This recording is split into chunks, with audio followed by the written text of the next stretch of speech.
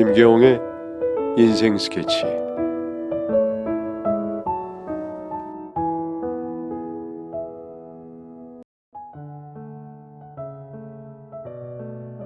안녕하세요. 저는 53세의 박승훈이라고 합니다. 저는 늘 제가 한 행동에 대해 책임을 다하려고 노력하면서 살아왔습니다. 그렇게 사는 것이 올바르게 사는 길이라고 생각했거든요. 살면서 좋은 일이 있을 때도 아주 힘든 일이 있을 때에도 그 생각은 늘 같았습니다. 하지만 이런 인생 가치관이 늘 도움만을 주는 건 아니더군요. 한때는 모든 책임에서 벗어나서 도망가고 싶은 생각이 들기도 했었으니까요. 그래도 이제 와서 돌이켜 생각해보면 제가 살아온 길이 대부분 맞았던 것 같습니다. 사실 저희 어머니는 제가 어릴 때 돌아가셨고 저는 사업가 아버지와 둘이서만 살았습니다. 홀로 저를 키우신 아버지는 누가 봐도 올바른 분이셨지요. 저에게 항상 무언가를 하기 전에 여러 번 고민을 하고 그 행동에 대한 결과에 책임을 질 줄 아는 사람이 되어야 한다고 말씀을 하셨으니까요. 그러다 보니 아무래도 제가 인생을 사는 방식에 있어서 아버지의 영향을 많이 받은 것 같네요. 20대 후반까지 아버지를 보고 살아온 저는 28살이 돼서 아버지와 떨어져 살게 되었습니다. 그때 저보다 3살이 어린 아내와 결혼을 했거든요. 그리고 2년 뒤에 귀여운 아들 하나를 낳았습니다. 정말 책임져야 할 가정이 생긴 것이죠. 아이가 태어나고 저희 집에는 웃음만 가득했네요.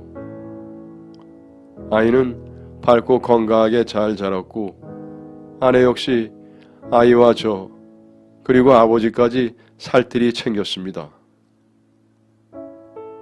그런데 제가 32살이 되던 해에 갑자기 건강이 안 좋아진 아버지가 은퇴하면서 갑작스레 아버지 사업을 물려받게 되었습니다.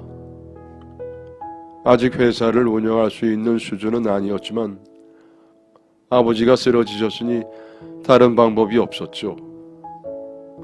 게다가 당시 계속된 불경기로 회사 재정 상태가 매우 좋지 않았기 때문에 더욱 책임이 무거웠습니다. 저는 매일같이 회사 직원들과 함께 밤을 새우면서 회사를 살리기 위해서 노력을 했습니다. 하지만 쉽지가 않더군요. 몇 년을 고군분투했지만 회사를 예전처럼 올릴 수는 없었고 결국 아버지는 회사의 재기를 보지 못한 채 돌아가시고 마셨습니다. 그렇게 아버지가 돌아가신 뒤 재산 정리를 해보니 아버지 집에도 대출이 가득하더라고요. 따로 저에게는 말씀하지 않으셨지만 그동안 회사가 어려울 때마다 본인 돈으로 최대한 노력을 해오셨던 모양이었습니다.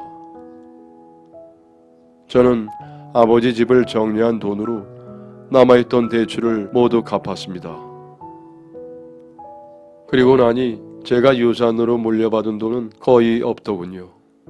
이후로도 회사를 살리기 위해 최선을 다했지만 더 이상 회상할 길이 없어 보였습니다.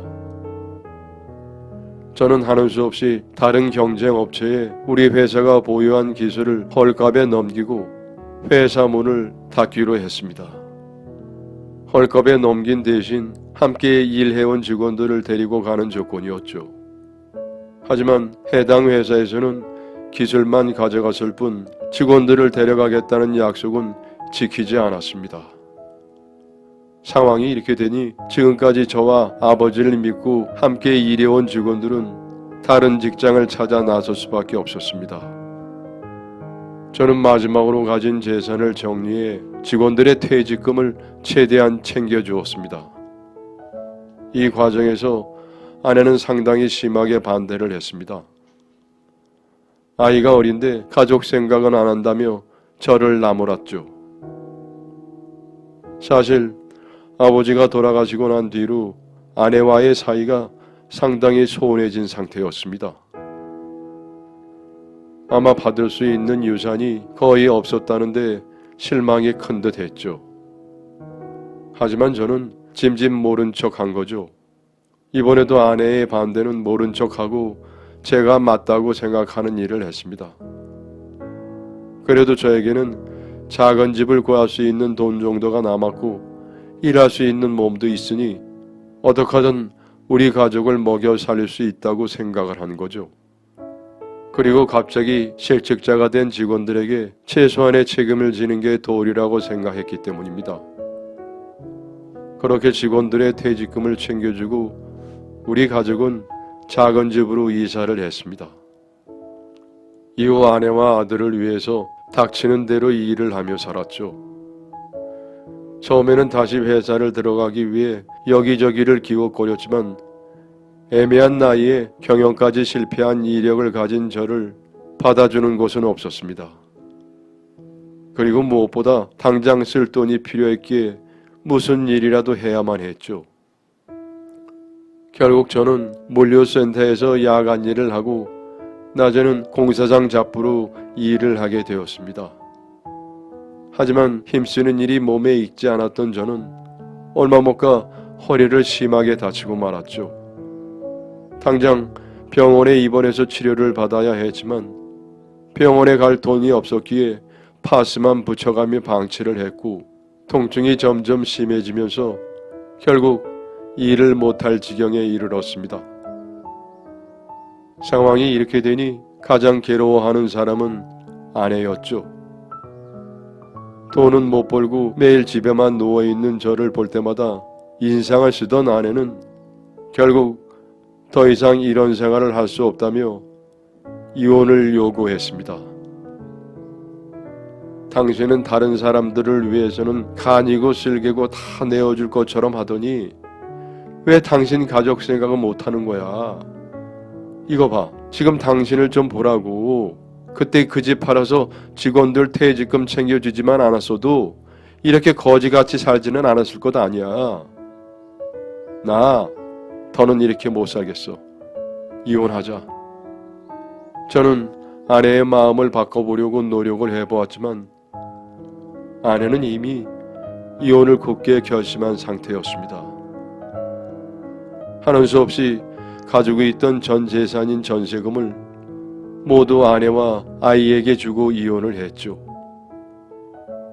그렇게 집도 절도 없어진 저는 길거리를 전전하는 노숙자가 되었습니다. 그즘 저는 허리를 제때 치료하지 못해 다리까지 절고 있었으니 아내와 아이를 보내주는 것이 나을 것이라고 생각했습니다.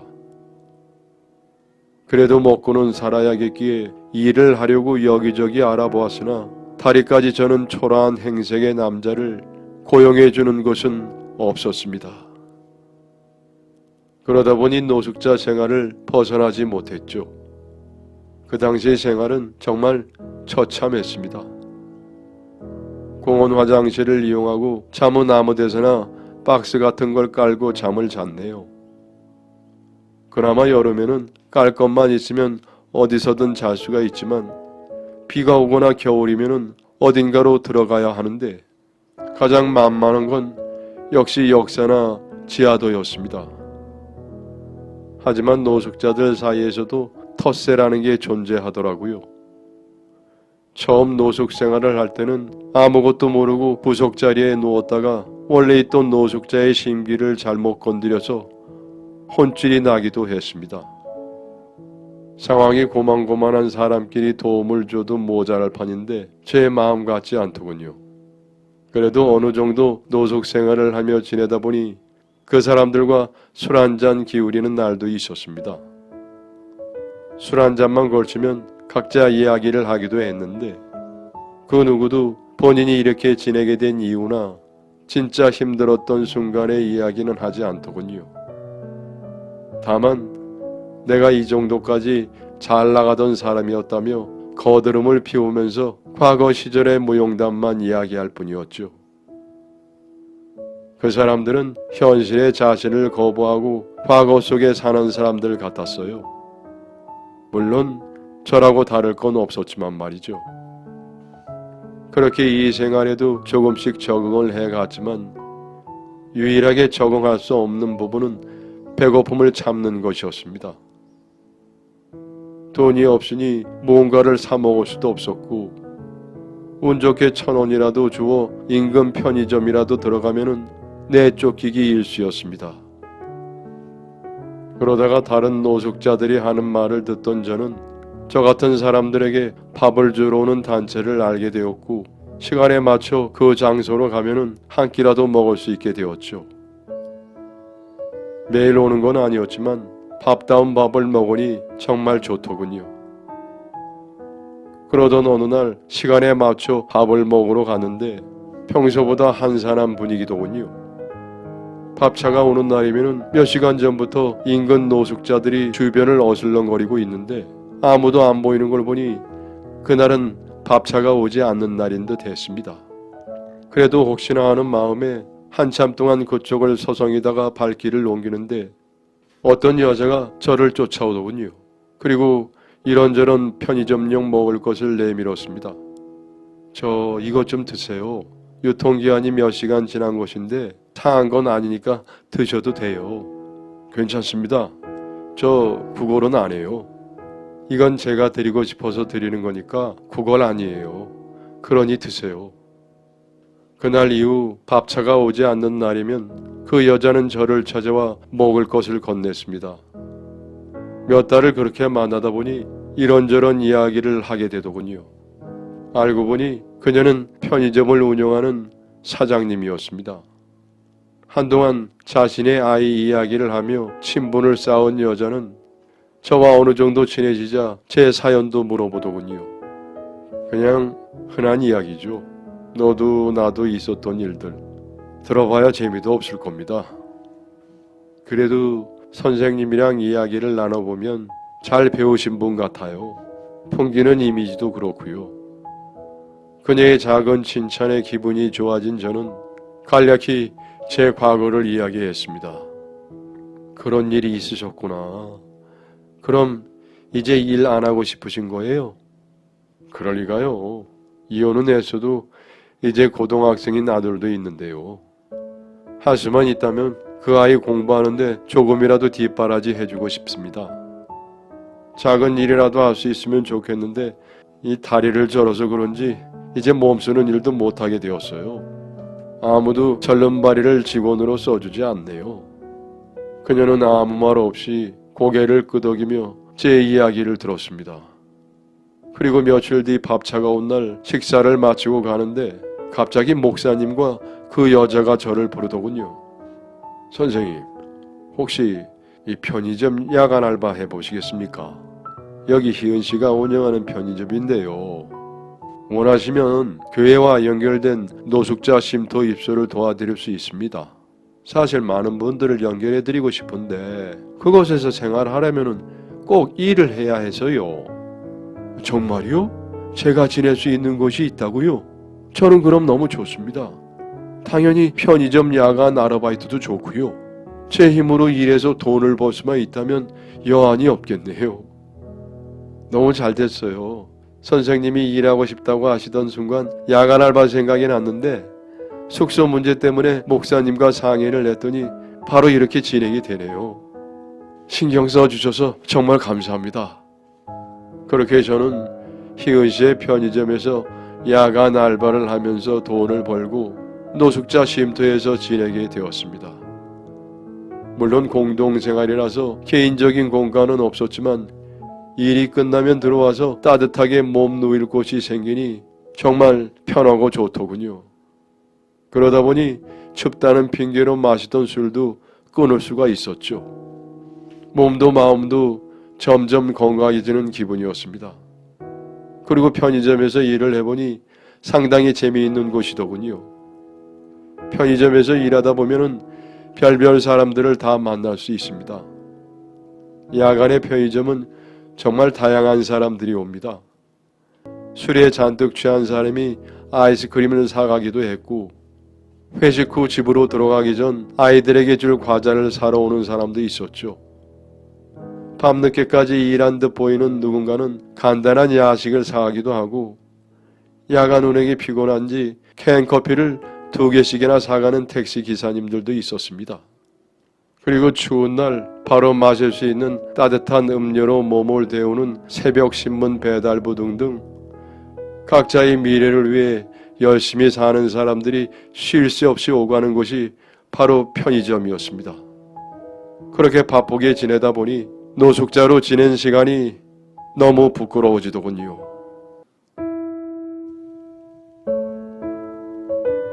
여러분의 사연을 기다리고 있습니다. 내용은 제한이 없고요. 구독과 좋아요는 저에게 큰 힘이 됩니다.